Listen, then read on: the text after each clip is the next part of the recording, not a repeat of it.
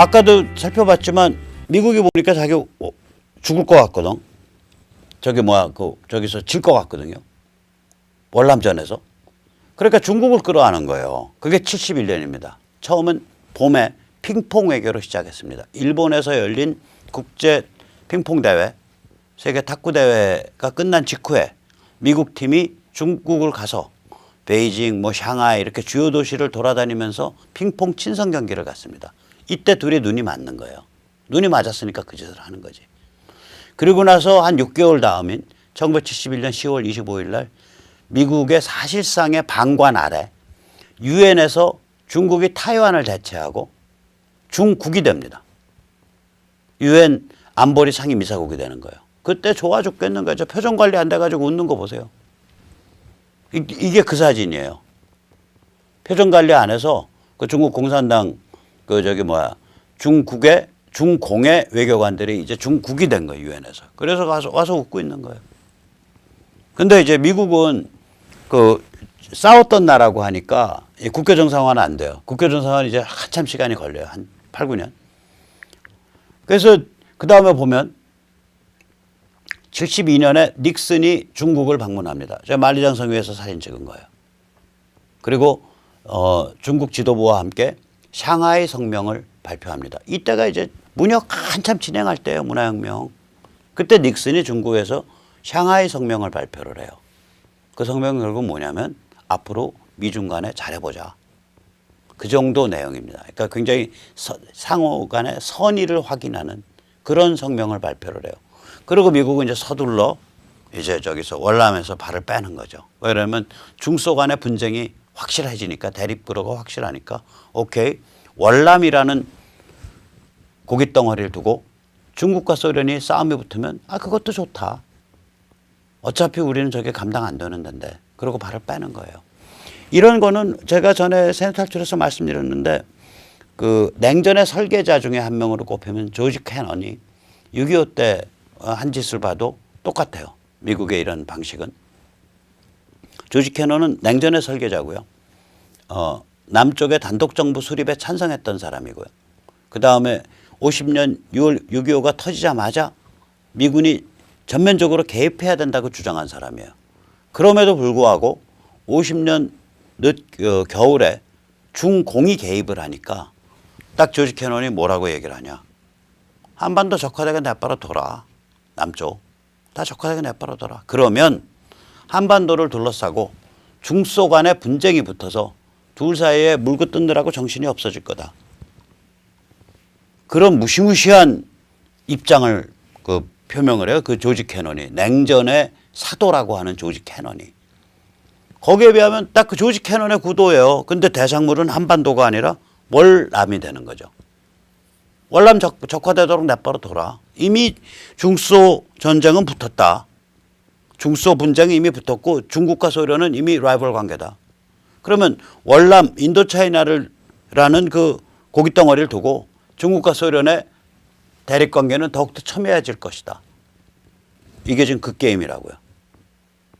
자, 이 정도 되면 한마디로 반공이 개콘이 되는 거 아니에요. 지정학이 반공을 압도하게 되는 거 아니에요. 근데 우리는 국시가 반공이잖아요. 6.25를 통해서 대한민국 사람의 기본적인 멘탈이 형성이 됐고 6.25를 통해서 대한민국이 확립된 거거든요. 그 시련을 통해서. 그러면 그 반공의 보증수표 누가 쓴 거냐. 인도스먼트는 뒤에 보증은 미국이 쓴 거예요. 근데 미국이 반공을 개콘으로 만들고 지정학 게임에만 집중하게 된 상황이 딱 펼쳐진 거예요. 그게 1971년, 1972년이에요. 그러니까 키신저가 주울레나 이런 모택동 만났을 때 은근슬쩍 그 한국에 말이야 박정희라고 좀 도라이 같은 인간인데 우리도 좀 골 아파. 그거 필요하면 우리가 한국도 좀 포기할 수 있지. 이런 식의 이제 그 뉘앙스를 풍기고 핑퐁을 치는 거예요. 그때 그 비망록 보면 그렇게 나와요. 그 나라가 이제 웃기게 된 거예요. 이제 말하자면 살 길이 없어진 거예요, 이게. 그러니까 우리가 박정희 대통령이 황당한 그러니까 이 상상을 못하는 일을 한 거 아니에요. 자유민주주의를 포기를 하고 유신이라 부르는 일방적 가부장적 권위주의로 들어간 거죠. 그때 사람들 많이 반대 안 했어요. 유신 옮겨가면서 죽은 사람이 없잖아요. 일단 그 과정에서는. 반대 안 했다고요. 옮겨갈 때 유신헌법 지지율이 90몇 %인가 나왔을걸요. 그 정도로 사람들이 위기의식을 느끼고 있을 때예요. 그리고 그걸 왜 가부장적이라 그러냐. 유신시대 때 남자들 장발 단속했잖아요. 파출소에서 머리 기른 사람 불러갖고 젊은이 와봐. 파출소 끌고 와서 가위로 머리 자르고. 유신시대 때 여자들 미니스커트 단속했잖아요. 무릎 위에 뭐 20cm인가 얼마예요. 그래서 그 무릎이라는 게 그 샤넬 라인 기준이에요. 그 치마 짧게 입고 다니는 여대생들 있으면 순경 아저씨가 와봐. 그래서 잣대 대고서 재요. 지금은 상상을 못하는 거 아니에요. 국가가 가부장 아니에요. 당신은 그럴 때예요. 그게 먹힐 때예요.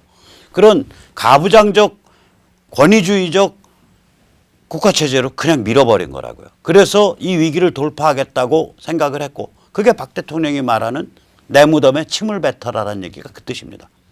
최소한 그 위기를 돌파를 했죠. 그래서 경제개발에 큰 틀을 놔서 잘 살면 공산주의에 승리할 수 있어. 라는 걸 증명을 했잖아요. 저는 이제 사실은 그거보다 더 높게 치는 게 그 마지막에 79년도에 제가 전에도 한번 말씀드렸듯이 국가 주도의 경제를 시장 자율에 의한 경제로 바꾸는 블루프린트를 만들었다고요.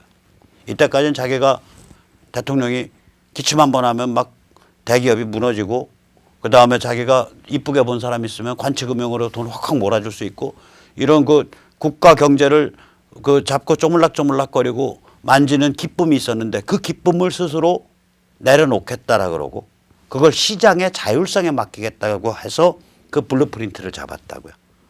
그래서 그 해부터 그 적용이 되기 시작하는데 그 블루프린트를 휴지통에 안 버리고서 적용한 거는 전두환이에요. 그러니까 전두환 저렇게 욕보이면 안 됩니다. 저 전두환 지금도 저는 하도 그때 제가 전두환 때 그 고문 받는 방에서 잔 날밤수가 한 300일쯤 돼요. 한 4번쯤 잡혀 들어갔으니까 8번. 근데 그러니까 지금도 저는 입에서 그냥 전두환 대통령 뭐 이런 말은 잘 안 나와요. 아니 뭐 한 번씩 임의동행이죠. 당연히 지금처럼 무슨 구속영장 없는 거예요. 임의동행이야. 그러니까 무슨 얘기냐면 제가 원해서 같이 동행해 드린 거야. 그러니까 제가 원해서 같이 동행해서 제가 원해서 고문실에 같이 들어가서 제가 원해서 고문을 뭐 두들겨 맞고 밤에 잠 못 자고 자술서를 60일에 걸쳐서 썼다. 그 제가 원해서 한 거예요. 그러니까 저는 마조 환자죠. 음란성 피약증 환자가 되는 거지. 이제 그런 경험들이 젊었을 때 좀 쌓여 있어서 지금도 전두환 대통령이라는 얘기는 잘 안 나와요. 전두환. 근데 그 전두환도 이렇게 보면 전 전두환이 잘못된 거는 이제 그 형제들 뭐 전계환, 전경환, 그 다음에 그 부인, 그 다음에 그 장인 전부 그 경제 그 부패한 경제적인 사건에 연루돼 있다고요. 이 사람들이. 근데 뭐 그런 욕은 하더라도 최소한 딱 하나는 인정해야 된다. 박 대통령이 돌아가시던 해에 만들어준 권위주의적 정부 주도 경제 운영 모델에서 시장 자율에 의한 경제 운영 모델로의 이행 청사진을 전두환이 고스란히 100% 실행했다. 그건 인정해 줘야 된다. 그거를 그러니까 그 사람을 잡아넣던 벌금을 때리던 그건 알아서들 하시고 전두환이 그 혁혁한 공이 있다는 거는 앞자락에 깔고 얘기해라 이거예요. 근데 그 앞자락에 깔면 그렇게 무작스럽게 못 돼야죠. 그 선임 대통령이 만들어 놓은 유지로서 만들어 놓은 그 블루프린트를 자기 그 권력을 가졌던 6, 7년 동안에 한 번도 안 어기고 그걸 고스란히 한다는 게 보통 사람이 쉽게 해내는 일이 아니죠. 그러니까 80년, 81년에 망하던 경제가 85년, 6년, 7년 되면 딱 선진국형 경제로 이르는 그 고도화, 경제 구조의 고도화, 경제 운영 방식의 고도화 차원으로 딱 궤도 진입을 한단 말이에요. 이 궤도 진입에 대한 리더십 역할은 100% 인정을 해줘야죠. 내가 그 양반 시절에 제가 가서 한 이래저래 한 300일 다 합치면 한 너댓 번 합치면 한 300일 잠 못 자고 두들겨 맞고 뭐 이상한 고문실에서 좀 보냈지만 그건 그거고 인정할 건 인정한 다음에 얘기를 해야지. 예. 자, 그래서 이제 그 다음에 79년 이게 이제 이렇게 돼서 이게 이제 완전히 밀월 정립이 완성이 되는 게 79년이에요. 이 카터. 그러니까 미국 타이완 사이에 상호 방위 조약을 일방 파기하죠. 미국이 이 양자 간의 상호 방위 조약을 맺은 게 몇 나라 안 돼요. 그중에 일방적으로 파기한 건 유일하게 아마 타이완일 겁니다. 일방 파기합니다. 그게 1979년입니다. 그리고 그걸 타이완 관계법으로 대체합니다. 타이완 관계법은요. 이렇게 보면 타이완 포기하는 소리 같고 왜냐하면 완차이나 뭐 이런 거 인정하니까 그 다음에 뭐 타이완을 국가로 인정을 안 한다 뭐 이런 거 보면은 타이완은 이제 포기한 것 같은데 저렇게 보면 타이완 사람들의 체제와 생활 방식 그 다음에 그 자기 방어 능력을 미국이 지원한다. 그래서 미국의 무기를 판다 타이완에. 그런 면에서는 거의 준 방위 조약이에요. 타이완 관계법이 재밌는 법입니다. 그 다음에 79년에 등소평이 방미를 합니다. 저 텍사스 가서 로데오 모자 쓰고 사진 한번 찍은 거예요. 그러면 우리가 이걸 쭉 돌이켜서 다시 한번 짚어보면 결국 유신이란 핑퐁 외교에서 등소평 방미까지 시기와 정확히 조응하는 그러한 시대였습니다. 우리가 유신이. 그러니까 이 미북 관계, 아니 미중 관계가 한반도에 있어서 결정적 변수예요. 결정적 변수입니다, 이게. 미중 관계라는 게. 우리가 그걸 인정을 하고 이 게임을 딱 봐야 돼요. 지금 우리 눈앞에 펼쳐지는 게임을.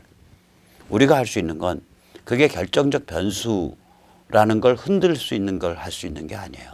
우리가 할 수 있는 건 그 결정적 변수에 의해서 펼쳐지는 흐름 속에 어떻게 우리의 정신과 가치를 규정해서 박아넣을 거냐. 그걸 할 수 있는 거예요. 우남 이승만 대통령 똑같이 그 일을 한 거 아니에요.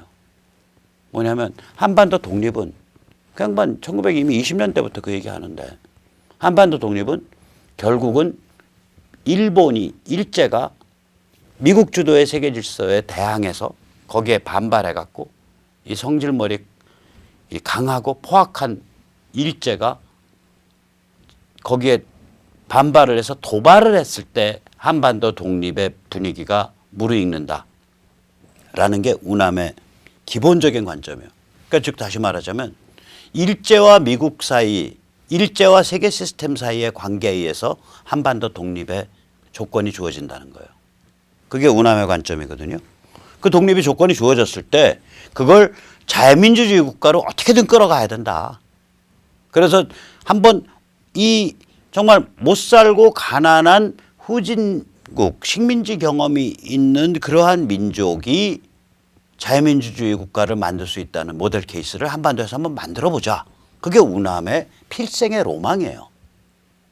그 우남의 꿈에 우리도 다 끌려 들어가서 자의반 타의반 동참하고 있고 그 꿈에 의해서 꿈이 성숙해서 현실화되면서 우리가 이 정도 먹고 살고 있는 겁니다.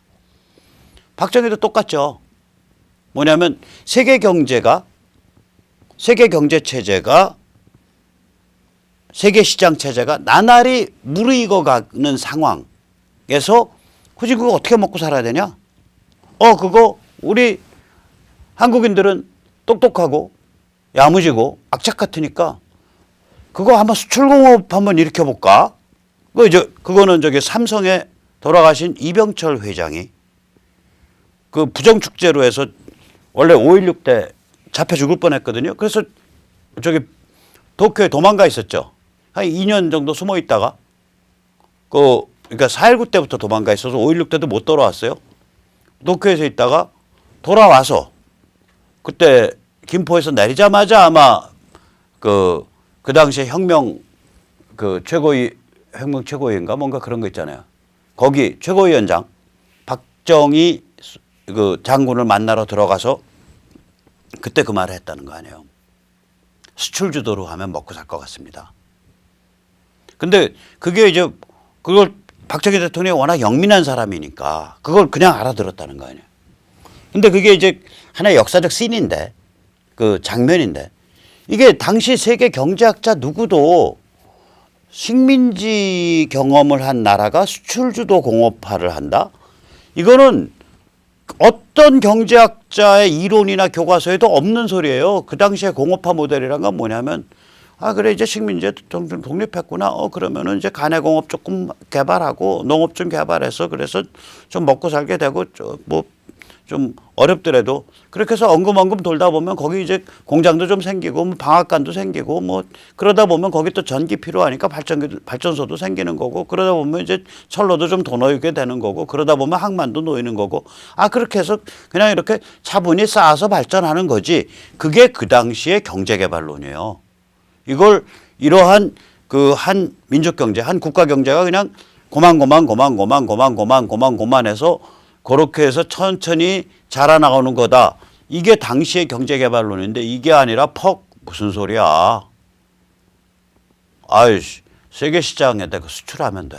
여기 사람들 열심히 일하는 사람들이고 잘 배울 수 있고 근면에 수출해서 외화 벌어서 그 외화 가지고 기계부품도 사오고 에너지도 사오고 식량도 필요하면 좀 사오고 그렇게 해서 돌아가는 거지.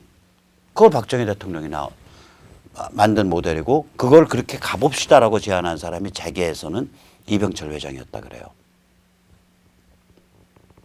그러니까 삼성이 그 중간에 무슨 삼성은 원래 이제 그 엄청난 부자였었어요. 옛날에도 그 4.19가 나던 해를 기준으로 해서 삼성이 지배주주인 시중은행의 거의 대부분이 삼성이 지배주주예요.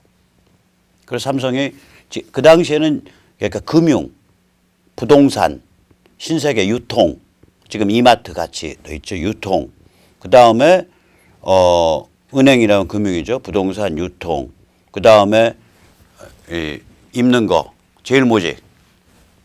그 다음에 이제 먹는 거 설탕. 지금 제일제당. 그 다음에 뭐 CJ 무슨 푸드인가 뭐 그런 거. 이게 다 그러니까 돈 되는 것만 한 거예요. 경공업을 하든지 금융을 하든지 부동산을 하든지 유통업을 하든지 돈 되는 것만 했다고요. 그것도 태반은 다 적산이에요. 뿌리가. 일제 때 적산이라는 건 적의 재산. 일제가 물리고 쓰다가 일제가 패퇴하면서 미군정이 압수한 그 자산을 헐값에 인수해서 돈을 버는 거예요. 예를 들면 지금 신세계백화점 그게 지금 저거에 모태잖아요. 이마트에. 신세계백화점 일제 때 그 미스코싱 백화점인가 미스이 백화점이에요. 일제 때 그 제일 좋은 백화점 자리예요. 그게. 그 지금도 건물이 그렇게 일제 때 그 풍이 나오죠. 그러니까 그래서 이제 저게 딱 터졌는데 어디야 저기 뭐야 그 4.19가 터지니까 이거 정부랑 짜고 군정이랑 짜고 재산 불려서 한 악덕 기업 1위가 된 거예요. 그러니까 이병철 회장이 이제 있으면 죽는 거예요. 그러니까 이제 동경으로 도망을 가신 거지. 그래서 이 과정까지만 보면 삼성 그냥 돈 벌래 그냥 돈 잘 벌었네 하고서 별거 아닌 거예요. 뭐 이러면 삼성이 그거 안 했어도 은행은 돌아갔을 거고 삼성이 그거 안 했어도 모직은 만들어졌을 거고 삼성이 그거 안 했어도 백화점은 돌아갔을 거다 이거예요. 근데 이병철 회장이 필생에 우리의 민족의 명운을 가른 두 개의 업적을 남기는데 하나가 박정희 그 당시에 최고회의 의장한테 수출 주도 공업화 갑시다 라는 아이디어를 딱 집어넣은 게 이병철 회장이라는 거예요. 두 번째 뭐였냐 이병철 회장이 위암에서 이제 다 인생이 이제 종착점에 간 상태에서 기업의 명운을 다 반도체에다 쓸어 넣어버렸잖아요. 제가 만약에 엄청난 부자인데 대한민국 1위 부자인데 저의 모든 재산과 저가 가누리는 기업의 명운을 제가 위암을 해서 위 다 잘라내고 이제 뭐 많이 살아야 3, 4년밖에 다 못 살고 5년밖에 더 못 사는데 그걸 다 털어서 듣도 보도 못한 반도체에다가 집어넣어? 저는 안 해요. 전 못해요. 그 점에서 큰 사람입니다. 그분이. 큰 분이에요. 박정희 대통령 똑같잖아요. 자기가 일궈서 자기가 콧김 한번 훅 하고 자기가 기침 한번 하면 한국 경제가 이렇게 갔다 저렇게 갔다 지 마음대로 할 수 있는 상태인데 어느 날 야 경제 점점 어려워진다며 어떻게 하면 돌아갈 수 있냐. 그러니까 신현악 부총리 그다음에 그 밑에 강경식 그 밑에 김재익 이런 사람들이 그거 이미 경제가 성장했기 때문에 이제 시장 자율성을 높여야 됩니다. 시장 자율성을 높이는 방향으로 계속 가다 보면 경제가 다시 크게 성장할 수 있습니다. 하고 원리를 쭉 설명을 드리니까 박 대통령이 그 어려운 과정에서 그게 맞겠다. 야 너희 문 닫아 걸고 블루프린트 한번 그려봐. 그래서 그게 79년도 겨울, 78년도 겨울, 79년도 1월 달에 그 블루프린트가 나왔다고요. 자기의 무소불위의 권한을 스스로 묻고 해체하는 블루프린트를 만든 거예요. 그게 위대하다고 전 봐요. 정말 위대한 건 그거예요. 그분이. 이제 그래서 우리가 이 유신을 볼 때 다시 얘기를 돌아가면 이 시기는 완전히 언제든지 미국이 중국과의 밀월 관계 속에서 대한민국을 마치 중국의 한 부분으로 내줄 수 있을 것만 같은 그랬던 시대 분위기가 장악했던 그런 시기였다. 그 비상한 상황에서의 민족 저거를 위한 몸부림이었다라고 유신을 이해를 해줘야 돼요.